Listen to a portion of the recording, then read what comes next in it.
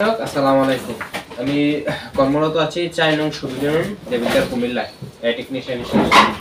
তো আজকে আমি আপনাদের সামনে যে বিষয়টি নিয়ে কথা বলবো সেটি হচ্ছে এই বর্তমানে আমার সামনে যে গরুটি এটা আসলে হিটে আসছে গতকাল রাত্রের বেলা। তো খামারির সাথে কথা বলে আমি কিন্তু পরবর্তীতে সকালের দিকে গরুটি দেখতে আসলাম। তো পরবর্তীতে এসে দেখি যে গরুটির খুবই উত্তেজনা বিরাজ করতেছে। তো এই ক্ষেত্রে আমি গরুটিকে কৃত্রিম প্রজনন না করে পরবর্তী বিকেলের জন্য অর্থাৎ ৬ ঘন্টা আসলে ওয়েট করে পরবর্তী এখন বর্তমানে মোটামুটি এটার হিট কিন্তু মোটামুটি নরমাল হয়ে আসছে।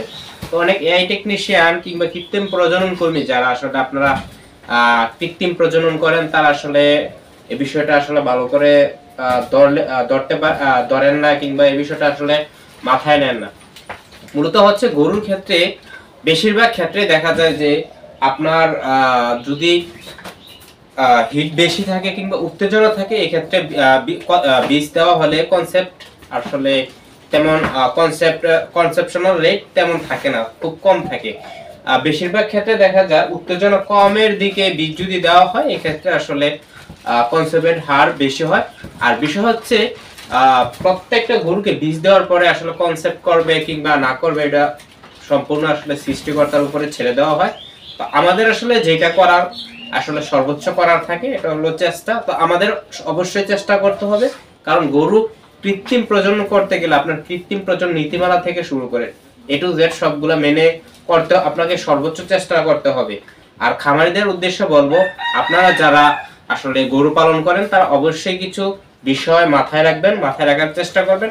কেননা আপনি যদি সঠিকভাবে একজন এআই টেকনিশিয়ানকে তথ্যগুলো না দেন তাহলে কিন্তু সেই বিষয়টা তুলে ধরতে পারবে না। আর আপনারা যারা টেকনিশিয়ান আছে তারা অবশ্যই গরু কত ঘন্টা আগে হিটে আসছে, মিউকাস কিরকম ভাঙতেছে, এগুলো সিম্পটমগুলো আসলে আইডেন্টিফাই করার চেষ্টা করবেন।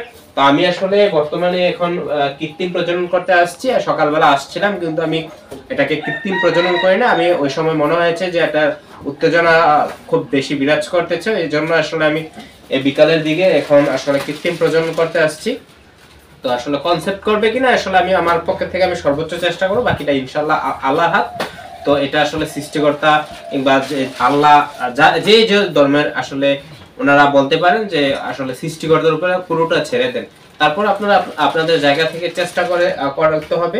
আর খামারিরা সচেতন হবেন, হিট বোঝার আসলে কিছু হিটের সিম্পটম আছে, এগুলো আপনারা মনে রাখার চেষ্টা করবেন। তাহলে কিন্তু এআই টেকনিশিয়ান, কারণ অনেক ক্ষেত্রে দেখা যায় এআই টেকনিশিয়ান অনেক দূরে থেকে এসে আসলে আবার ফেরত যেতে চায় না, কৃত্রিম প্রজনন করে ফেলে দিয়ে যায়। তো এই ক্ষেত্রে আপনারাও সচেতন হবে আর হিটের সিম্পটম কিংবা হিট ধরার আসলে একটা করবেন। আরেকটা বিষয় আমি বলে রাখবো, আরেকটি বিষয় যারা খামারি আছে তাদের উদ্দেশ্যে বলে রাখবো, আপনারা সবসময় দেখি যে আপনারা কৃত্রিম প্রজনন কর্মীর কিংবা টেকনিশিয়ানের উপর প্রেসার ক্রিয়েট করেন যে আপনার ইচ্ছে মতো বীজ দেওয়ার, এটা আসলে বলেও করবেন না। কারণ টেকনিশিয়ান আপনার থেকে একটু হলেও ভালো বোঝে, অন্তত এআই করার ক্ষেত্রে। তো এই ক্ষেত্রে আসলে টেকনিশিয়ানের উপর ছেড়ে দিবেন। এই ক্ষেত্রে যেটা ভালো মনে করে টেকনিশিয়ান এই কৃত্রিম প্রজনন সেভাবে করবে। আর আরেকটি বিষয় হচ্ছে, আপনারা অনেক সময় দেখি যে গরু বারবার মিস করার কারণ হচ্ছে যে আপনারা আপনাদের ইচ্ছে মতো সিমেন্ট প্রয়োগ করার কথা বলেন, যেক্ষেত্রে টেকনিশিয়ান বাধ্য হয়, কিছু কিছু টেকনিশিয়ান বাধ্য হয় এগুলা দিয়ে যায়। পরবর্তীতে সিমেন্টটা আসলে গরুর সাথে ম্যাচিং হয় না, কিংবা জাত আপনার যে গরুর জাত এটার সাথে ম্যাচিং হয় না। তো এই ক্ষেত্রে কিন্তু মিস করার সম্ভাবনা থাকে। তো সব ক্ষেত্রে মিলে সঠিকভাবে আসলে খামারি এবং টেকনিশিয়ান উভয় আসলে সব বিষয়গুলো আসলে কম বেশি যদি মেনে চলা হয় তাহলে কিন্তু গরু আসলে যে বারবার রিপিট ব্রিডিং অর্থাৎ বারবার হিটে আসা এইটা কিন্তু আসলে কমে আসবে।